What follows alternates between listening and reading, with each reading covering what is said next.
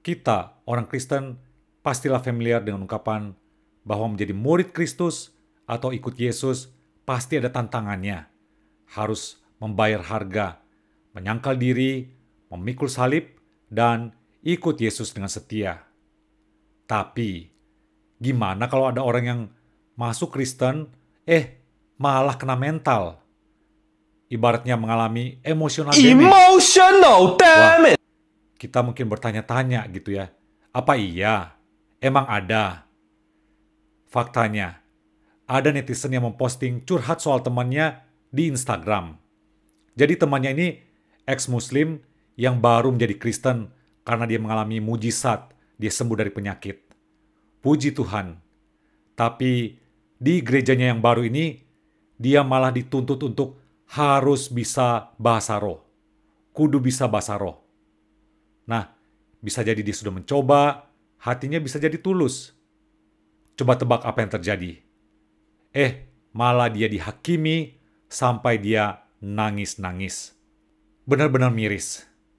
Gereja atau hamba Tuhan malah membuat orang sampai tertekan atau membuat mentalnya down.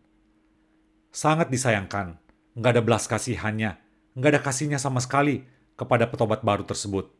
Malah langsung dijudge, langsung dihakimi. Ini sih nggak diajarkan di Alkitab. Saya nggak perlu menyebutkan ini dari gereja mana atau hamba Tuhan dari aliran atau denominasi apa, karena kita tahu bersama, jempol netizen di Indonesia itu maha hebat, bisa melacak kok, bisa menelusuri dengan sendirinya. Tapi poinnya bukan di situ. Poinnya adalah, kalau gereja atau hamba Tuhan sampai memaksa jemaatnya untuk berbahasa roh dengan cara yang seperti itu, kayaknya perlu mengecek kembali deh. Apa ini yang menjadi maunya Kristus? Apa ini yang menjadi tujuan menjadi murid Kristus? Perlakuan seperti ini berarti mengabaikan yang namanya pertumbuhan rohani. Pertumbuhan rohani itu ada prosesnya, ada tahapannya. Namanya orang Kristen baru, berarti dia apa? Baru dalam tahap bayi rohani, tapi sudah dituntut macam-macam. Kalau sudah dituntutnya seperti itu, lama-lama dia nggak akan nyaman. Lalu lama-lama dia akan undur, dan bisa kabur. Dan bisa jadi bisa balik lagi ke habitat atau ke komunitasnya semula. Nah ini kan kita nggak inginkan bersama. Dan jangan sampai terjadi demikian. Kalau hamba Tuhan atau gereja terus memaksa jemaatnya harus bisa berbahasa roh sebagai tanda dipenuhi Roh Kudus, dampaknya itu ada dua. Yang pertama, jemaatnya itu akan tertekan, dia akan merasa nggak nyaman, dan dia akan kena mental. Dan yang kedua, ini yang kita juga nggak inginkan. Jemaatnya itu akan terjebak dalam kehidupan rohani yang sifatnya hanya berpura-pura atau hanya sandiwara semata. Kalau sampai orang itu berpura-pura berbahasa roh, ya sebenarnya kalau mau jujur ya, nggak bisa disalahkan juga. Karena mereka terpaksa atau dipaksa untuk seperti itu. Paham sampai di sini kan? Mau buktinya? Simak pengakuan yang jujur dari netizen Kristen berikut ini. Di media Quora, ada yang ngomong seperti ini. Pernah, saya cukup lama bergereja, 9 tahun, di gereja beraliran karismatik Pentakostal. Saya bahkan ikut latah berbahasa roh karena ikut-ikutan dan tidak mau dianggap tidak mendapatkan karunia Roh Kudus. Lalu di Twitter ada cuitan seperti ini. Pernah ikut ke gereja itu, kata temen aku, tutup mata, angkat satu tangannya lagi di dada sambil ngomong pelan. Laba, laba, laba, laba. Ikutin yang lain deh, pokoknya so iya aja, biar nggak malu. Wak, wak, wak, wak, wak. Akhirnya terjadinya seperti ini. Pendetanya atau hamba Tuhannya waktu melihat langsung berespon bersorak puji Tuhan, haleluya. Melihat jemaatnya sudah bisa berbahasa roh, tapi jemaatnya itu sedang berpura-pura padahal. Ini kan menyedihkan. Dari curhatan netizen Kristen yang jujur tadi, mari kita analisis bersama. Terlihat di sini bahwa pemahaman netizen Kristen tersebut terhadap karunia roh menjadi dangkal, menjadi sangatlah sempit. Bukan salah mereka juga semata, tapi karena mereka digiring untuk percaya bahwa karunia roh itu adalah karunia bahasa roh. Karunia itu seolah-olah menjadi karunia yang paling penting, sementara karunia yang lain tuh menjadi nggak penting. Ini salah kaprah kan? Padahal kita tahu dan kita amini bersama, ada banyak karunia roh. Ada banyak karunia dari Roh Kudus.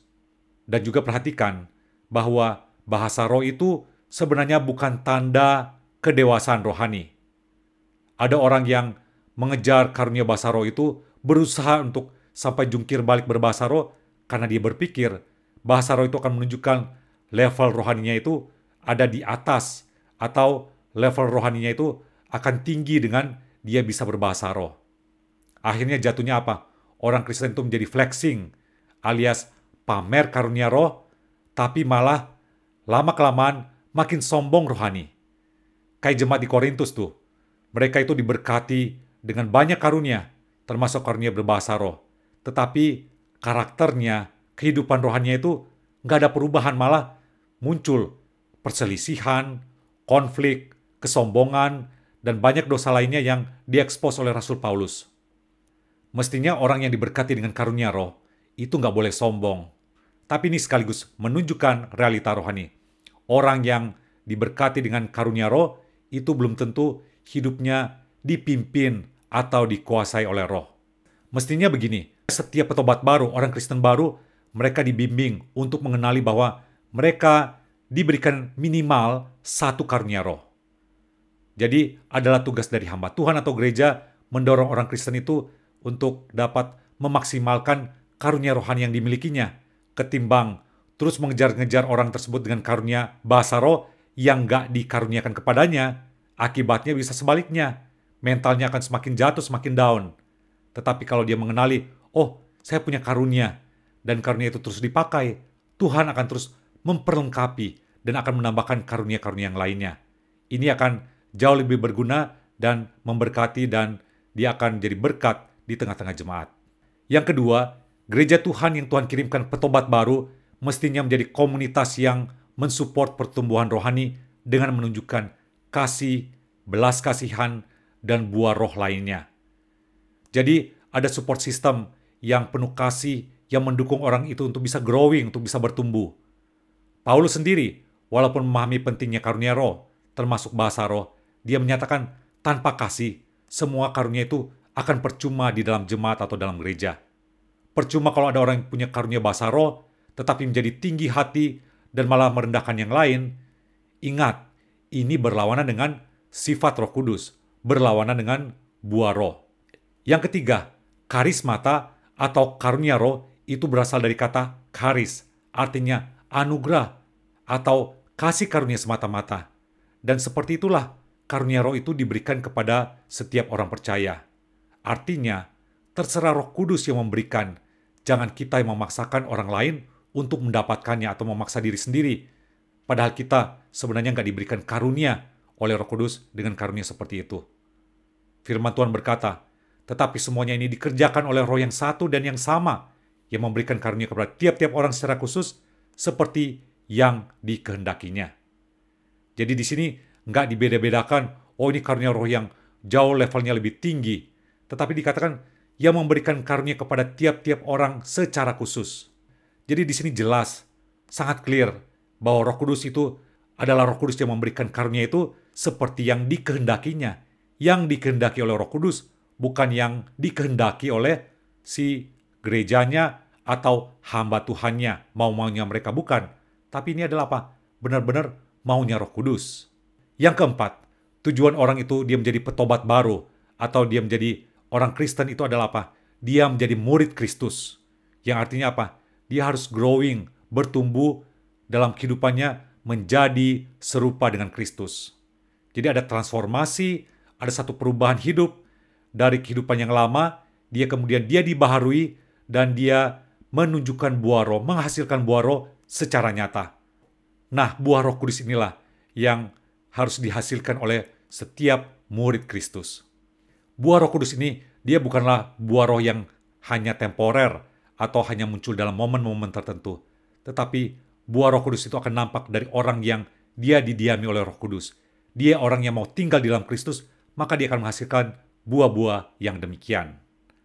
So, mudah-mudahan nggak ada lagi jemaat yang dia mengalami mental down atau kena emotional damage Gegara nggak bisa berbahasa roh.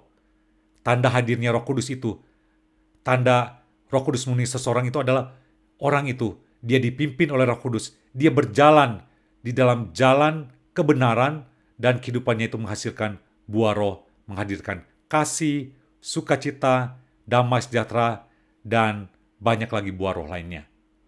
Oke, demikian sharing dalam video ini. Thanks for watching. God bless.